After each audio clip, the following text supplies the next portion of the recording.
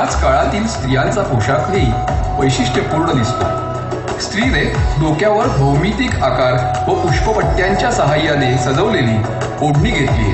कमरबंध व मेखला आहे. हस्तिशुंडक पद्धतीनं नेसलेलं धोतर अधोवस्त्र म्हणून आहे.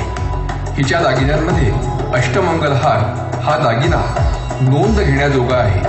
पायात जाड दागिने दिसतायत, जे आजही काही भटक्या जमातीत पाहावयास मिळतात.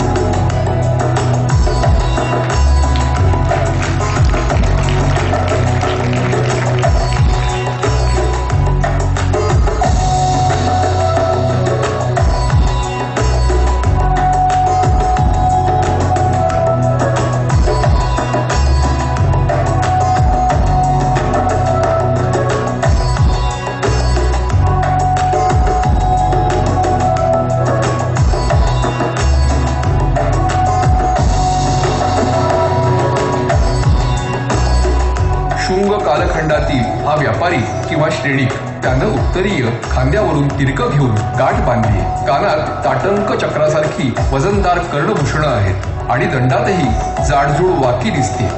धोतर बघा, आडव्या पट्ट्यापट्ट्यांची विणकामातील सजावट असलेलं गुडघ्यापर्यंत हे धोतर वैशिष्ट्यपूर्ण आहे. कमरबंद सजावट केलेला गोंडे असलेला दोरखंडासारखा दिसतोय. शिरोभूषण म्हणून यानं फेटा परिधान केलाय.